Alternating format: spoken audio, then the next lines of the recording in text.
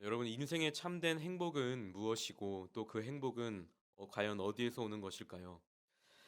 트리나 폴러스가 쓴 책 꽃들에게 희망을 이라는 책을 보시면 이 주인공 호랑나비 애벌레가 나옵니다.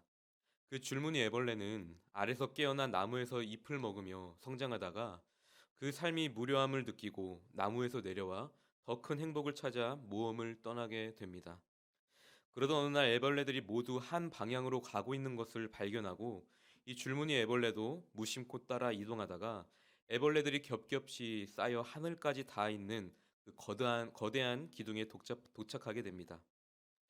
그 기둥은 서로를 밀치고 또 꿈틀거리는 애벌레들로 가득 채워진 그런 기둥이었습니다. 수많은 애벌레들이 그 꼭대기를 향해 기어오르고 있었죠. 그 위에 무엇이 있는지 이 줄무늬 애벌레는 정확히 알지는 못하였지만 남들이 다 오르고 있기에 분명 저 위에 좋은 무엇인가가 있을 거라 확신하며 이 막연한 기대를 가지고 그도 그 위로 기어 오르기 시작했습니다. 인정사정 볼 것 없이 밀고 또 밀리고 또 밟고 밟히기를 반복하면서 이 줄무늬 애벌레는 천신만고 끝에 드디어 그 기둥 꼭대기에 도착하게 됩니다. 여러분, 그 위에는 무엇이 있었을까요? 아무것도 없었습니다. 그리고 그 꼭대기에서 주변을 둘러보니 사방에 수천 개의 똑같은 애벌레 기둥들이 있는 것이었습니다. 그 장면을 보고 줄무늬 애벌레는 그 정상에서 허무함과 또 공허함, 또 실망감을 느끼게 됩니다. 여러분, 어떠십니까? 꼭 우리들이 사는 이야기와 비슷해 보이지 않습니까?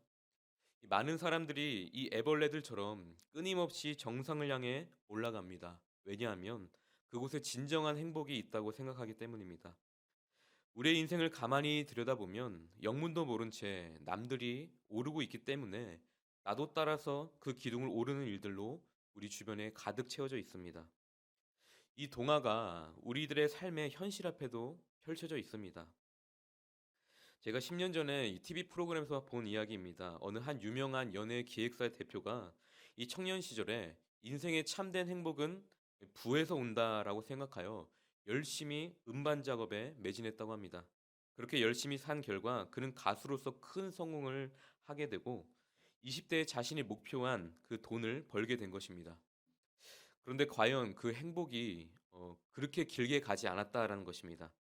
그래서 그는 '아, 인생의 참된 행복은 부가 아니라 명예구나. 명예에서 오는구나.'라고 생각하고 30 대부터는 이 작곡가의 길로 접어들어서 열심히 노력한 끝에 미국의 빌보드 차트 100위 안에 그의 곡을 들게 하여서 명예를 얻게 되었다고 합니다. 과연 행복했을까요? 그 행복도 그리 오래가지 않았다고 합니다. 그래서 이번에는 봉사 또 자선을 하기 시작했더니 자기가 생각했던 그 행복에 어느 정도 가깝게 도달은 했지만 여전히 뭔가 모르게 1%가 채워지지 않는 그런 느낌을 받았다고 합니다. 행복 지수를 100이라고 쳤을 때 이 99까지는 채워졌지만 마지막 그 1%가 채워지지 않아 여전히 공허함과 허무함으로 살아갔다라는 이야기를 듣게 되었습니다. 여러분, 그 1%가 과연 무엇이었을까요? 바로 이 영생으로 이르는 구원의 문제였습니다. 온갖 노력으로 세상에서 많은 부와 높은 지위, 명예를 얻어봤지만 이 세상을 누가 만들었으며 또 인간은 어디로부터 왔고 어디로 가는지 그 정답을 알지 못한다면 인간은 끊임없이 공허함과 허무함, 실망감에 빠질 수밖에 없다라는 것이었습니다. 오늘 성경에서도 이 높은 자리에 올라가 있지만 이 구원의 문제가 해결되지 않아 인생의 정답을 아직 찾지 못한 한 사람이 등장합니다. 바로 이 정복자라는 뜻을 가지고 있는 니고데모입니다. 짧은 구절이지만 이 1절 말씀, 이 한 구절만 보더라도 그가 얼마나 사회적으로 성공했는지를 우리는 알 수 있습니다. 먼저 그는 바리새인이었다라고 기록되어 있죠. 모두가 잘 아시겠지만 바리새인은 그 당시에 종교적인 열심과 열정이 대단했던 사람들이었습니다. 그 열심이 보통 사람들보다 훨씬 더 뛰어난 사람들이었는데요. 그 이유는 이 이스라엘이라는 멸망이라는 그 한 번의 실패를 통해서 다시는 우리가 하나님을 떠나지 않으리라. 또 우리는 성경으로 다시 돌아가리라. 라는 결단한 자들이었기 때문입니다.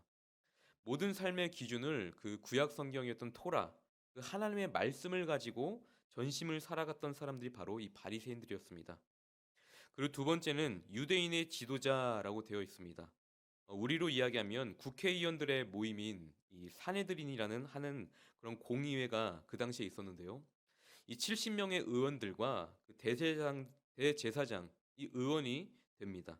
그래서 71명으로 구성되어 있는 것이 바로 이 산헤드리온 공의회인데, 이는 종교적으로나 또 정치적으로나 굉장히 막강한 힘을 가지고 있었던 의결 기관으로, 이 안에서는 이 유대인들에 관한 모든 것들을 사법법, 행정법, 이 모든 것들을 결정하게 되어 있습니다.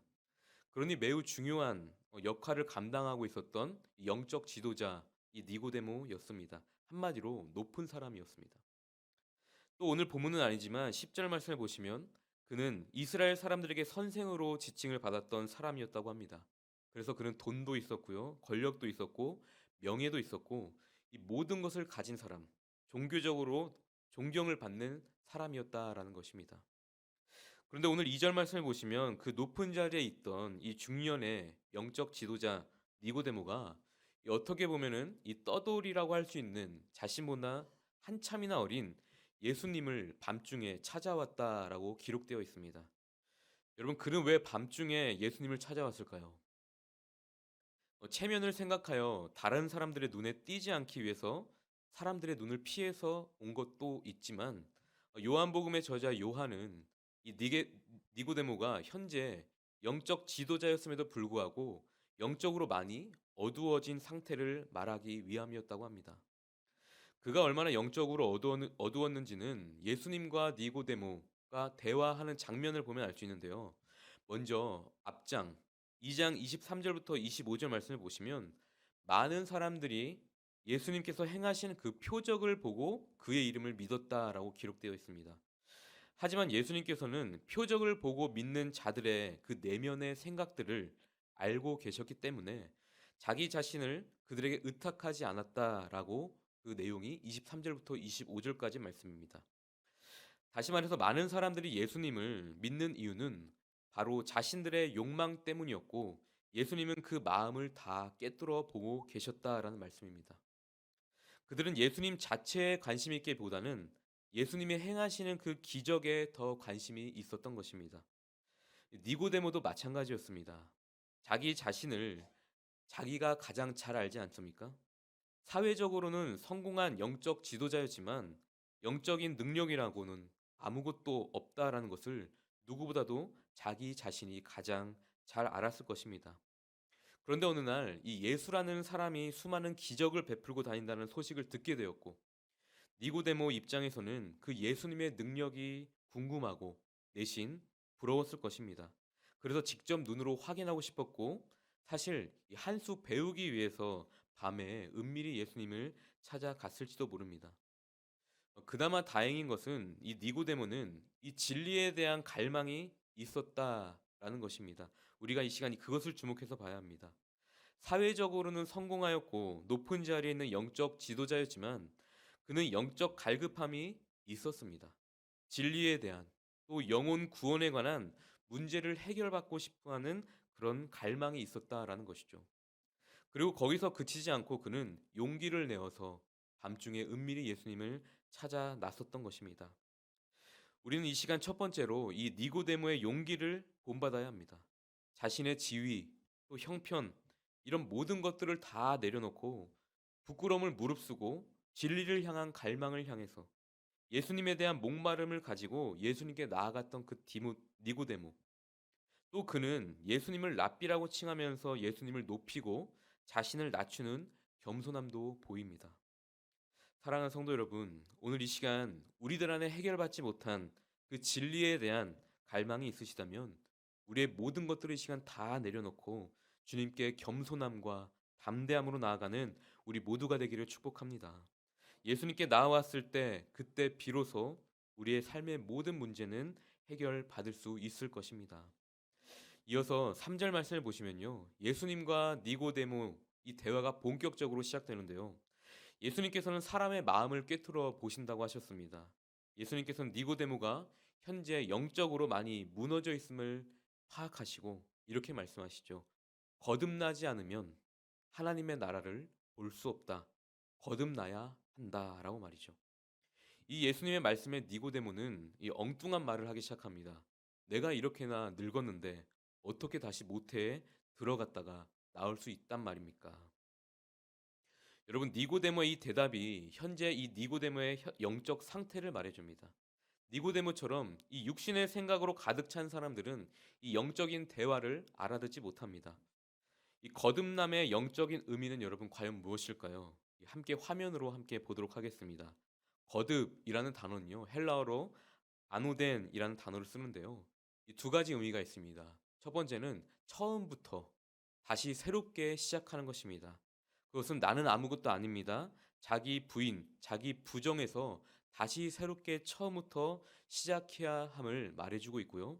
또 두 번째로는 더 중요한 의미인데 바로 위로부터라는 의미를 갖고 있습니다. 나 혼자 거듭나고 싶다고 해서 거듭날 수 있는 것이 아니다라는 것입니다. 그것은 바로 위로부터 하나님의 은혜가 부어져야지 우리는 거듭날 수 있다라는 뜻입니다. 지금 니고데모는 올라올 만큼 올라와 있는 상태입니다. 정상에 온 사람입니다. 정상까지 왔는데 다시 밑으로 내려가야 한다니, 그것도 처음부터 다시 올라와야 한다니 얼마나 충격적이었겠습니까? 또 나 혼자 스스로 이 어떻게 할 수 있는 것이 아니다라는 것에 얼마나 큰 절망감을 느꼈겠습니까? 그리고 이어서 예수님께서는 이 제대로 알아듣지 못하는 니고데모를 향해서 5절 말씀에서 거듭나기 위한 비밀을 니고데모가 알아듣기 쉽게 다시 한번 설명해 주시는데, 바로 거듭나기 위해서는 물과 성령으로 거듭날 수 있다라고 말씀해 주고 계십니다. 물과 성령을 이어주는 이 물과 성령, 이것을 카이라는 접속사 헬라어 단어는요, 바로 그리고뿐만 아니라 즉, 곧으로 번역될 때가 참 많다고 합니다. 다시 말해서 물, 곧 성령으로 다시 태어나지 않으면 안 된다라는 의미를 갖고 있습니다. 여러분, 성경에서 물은 어떤 것을 의미합니까? 에스겔 36장 25절에서 28절 말씀을 보면 나와 있습니다. 맑은 물을 너희에게 뿌려서 너희로 정결하게 하되 곧 너희의 모든 더러운 것에서와 모든 우상 숭배에서 너희를 정결하게 할 것이며, 또 새 영을 너희 속에 두고 새 마음을 너희에게 주되 너희 육신에서 굳은 마음을 제거하고 부드러운 마음을 줄 것이며, 또 내 영을 너희 속에 두어 너희로 내 율례를 행하게 하리니 너희가 내 규례를 지켜 행할지니라. 여러분, 하나님께서 오래전에 이 에스겔 선지자를 통해서 이스라엘 백성들에게 어떤 약속을 주셨냐면, 내가 나의 모든 백성들에게, 나의 모든 자녀들에게 죄를 다 사해 줄 것이다. 너희에 있는 이 굳은 마음을, 딱딱한 마음을 내가 다 제거하고 물을 주어서 그 물로 너희의 죄를 씻어 줄 것이다 라고 약속했습니다. 그리고 너희에게 새 영을 줄 것이고 새 마음을 줄 것이다. 바로 나의 영을 통하여서 너희에게 부어 줄 것이다 라고 말이죠. 그리고 예수님의 그 성령님의 영이 임하게 되면 너희는 그때부터 나의 말씀대로 순종하며 살 수 있게 될 것이다. 이것이 바로 거듭남이다라고 말씀하고 계신 것이죠. 여기서 등장하는 이 물은 무엇을 가리키느냐? 바로 하나님의 영을 가리킵니다. 성령을 가리킵니다. 정리하면 여러분, 거듭남이란 성령이 우리 가운데 오시는 것을 의미합니다. 그래서 우리의 모든 것들이 새롭게 태어나서 성령님의 주관하심으로, 역사하심으로 우리의 삶이 완전히 바뀌어 버리는 것을 의미합니다. 오늘 거듭남과 물, 또 성령에 대해서 영적인 의미를 정리하면 이렇습니다. 거듭남이란 성령님이 우리 안에 오셔서 내주하는 것인데, 그 성령님을 모시기 위해서는 첫째로 우리 안에 이 철저한 자기 부인과 자기 비움을 통해 우리가 먼저 물로 깨끗이 씻음 받아야 된다는 것입니다. 그리고 둘째로는 위로부터 오는 그 하나님의 은혜를 우리가 구해야 된다라는 것입니다. 성령을 사모하고 성령을 기다려야 된다라는 말입니다. 사도행전 1장 말씀을 보시면 예수님이 승천하실 때에 제자들에게 오직 성령이 너희에게 임하시면 너희가 권능을 받고 예루살렘과 온 유대와 사마리아와 땅끝까지 이르러 내 증인이 되리라 라고 말씀하시면서 너희도 성령을 기다리라, 성령을 사모하라 라고 말씀하셨습니다. 그리고 그들이 예수님이 떠나지 않고 기도하다가 몇 날이 가지 못해서 오순절날 성령을 받게 되고 그 이후로 제자들의 삶이 거듭나게 되어 버립니다. 여러분, 오늘 말씀의 주인공 예수님과 대화를 마친 니고데모는 이 성령으로 과연 거듭난 삶을 살았을까요? 못 살았을까요? 니고데모는 요한복음에 세 번 등장합니다. 그 첫 번째는 오늘 본문 말씀인 3장에서 예수님과 대화를 통해서 나오고요. 또 하나는 7장에 등장하는데 이 유대인의 간원들이 예수님을 어떻게 죽일까 음모를 꾸미는데 그때 니고데모가 나타나서 예수님을 변호합니다. 우리의 율법은 사람을 신문하지도 않고 함부로 정죄하지 않지 않느냐 하면서 지금 우리가 하는 일이 정당하지 않다고 변호하는 그 장면이 나오게 됩니다. 그리고 마지막 세 번째는 요한복음 19장에 등장하는데 예수님이 십자가의 처형을 당하셨을 때 예수님의 장례를 돕기 위해서 모략과 또 침향 섞은 것을 100리트라쯤 가지고 왔다고 19장 39절에 나와 있습니다. 그러니까 예수님의 생애에 있어서 굉장히 중요한 지점, 그 공생애가 시작됐을 무렵 영생을 얻게 하기 위해 그 물음을 가지고 나왔던 니고데모, 그러니까 첫 번째였고요. 그리고 예수님의 변호자가 되려고 애를 썼던 그것이 두 번째고요. 예수님이 처형당했을 때 예수님의 시신에 방부제를 발라드리고 싶었던 것이 니고데모였습니다. 그러니 상당히 중요한 역할을 감당했다고 볼 수 있습니다. 이것이 성령으로 거듭나지 않으면 어떻게 이렇게 할 수 있었겠습니까? 예수님과 대화를 한 이후에 니고데모는 성령으로 거듭나기 위해 회개를 하며 또 그 은혜를 구하며 성령의 사람으로 살아가기 위해 거듭나기 위해 노력을 했다라는 것입니다. 사랑하는 성도 여러분, 오늘 이 시간 우리도 니고데모처럼 이 겸손함과 담대함으로 진리를 향한 갈망을 가지고 하나님께 나아가길 소망합니다. 그리고 육신의 생각으로 사로잡혔던 지난 우리의 날들, 그 과거를 회개하여 물로 깨끗이 씻음 받기를 소망합니다. 그리고 마지막으로 위로부터 오는 그 성령의 은혜를 사모하며 간구하며 기도하며 나가길 소망합니다. 분명히 오늘 그렇게 구하며 나아가는 자들에게 하나님께서 성령을 부어 주실 줄 믿습니다. 우리들 앞에 놓여 있는 우리가 감당하기 힘든 그 거대한 상황과 환경과 현실이 바뀌지는 않을 수도 있습니다. 하지만 하나님께서는 성령으로 우리를 변화시키셔서 성령님과 동행하는 그 삶으로 인해 우리는 이 땅에서 하나님의 나라를 경험하게 될 줄 믿습니다. 성령으로 거듭난 사람, 성령님과 동행하는 삶이야말로 참 행복임을 믿습니다. 그 행복을 누리는 모든 염천교회 성도님들이 되시기를 예수님의 이름으로 축복합니다. 우리 시간 함께 기도하겠습니다. 사랑의 하나님 아버지, 우리를 하늘나라의 백성, 하나님의 자녀로 삼아주셔서 참 감사드립니다. 하나님, 이 시간 위로부터 내려오는 성령을 간절히 구하며 나아가오니 하나님, 육신의 생각으로 사로잡혀 살던 지난 날들의 우리의 모든 잘못을 용서하여 주시옵소서. 우리가 바뀌려고 하지 않았고 상황만을 바꾸려고만 하였습니다.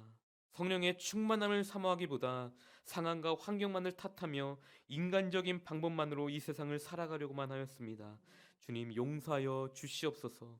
물과 성령으로 이 시간 우리를 깨끗이 씻어주시고 성령의 충만함을 입어 하나님 나라의 참된 백성으로 살아가는 우리가 될 수 있도록 인도하여 주시옵소서. 감사드리며 이 모든 말씀 예수님의 이름으로 기도드리옵나이다. 아멘.